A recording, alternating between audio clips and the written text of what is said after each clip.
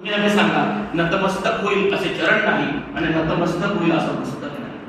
म्हणजे ही वर्तमान अवस्था आहे. एखादा चारित्र्य संपन्न माणूस तुमच्या आमच्या समोर दिसेल की नाही, हा नकारात्मक भूमिका नाही.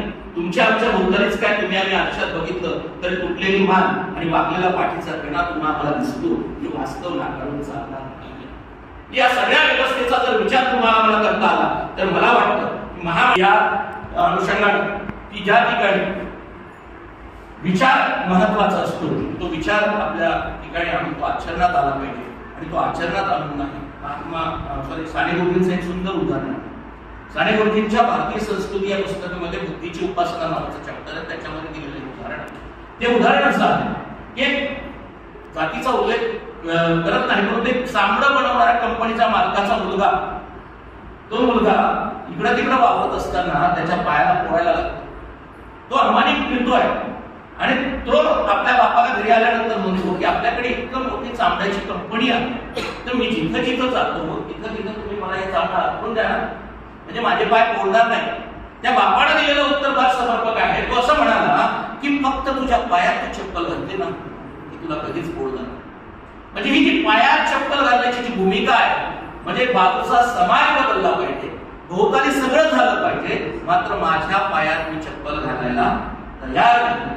ही जी भूमिका आज आपण तुम्ही आम्ही फिरतो आहोत ती भूमिका फार घातक आहे असं वर्तमान अवस्थेमध्ये कळतं आहे.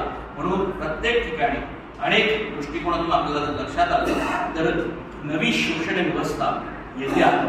डॉक्टर बाबासाहेब आंबेडकरांनी जो मूलमंत्र दिला त्या मूलमंत्राला आपण फक्त भौतिक गोष्टींनी आपण अनुसरलेलं. शिका, संघटित व्हा आणि संघर्ष करा. त्यांनी शिका म्हटलं आपण आपली मुलं कॉन्व्हेंटला टाकली, त्यांनी शिका म्हटलं आपली मुलं वर्गात टाकली, त्यांनी शिका म्हटलं आपण आपली मुलं क्लासेसला टाकली. हे शिका म्हटले तर त्यांना हे शिका अपेक्षितच नव्हतं. ते म्हणाले की या महामानवांच्या विचारांना, इतिहासातल्या, संस्कृतीतल्या सगळ्या घडामोडींना तुम्ही शिकण्याचा प्रयत्न करा.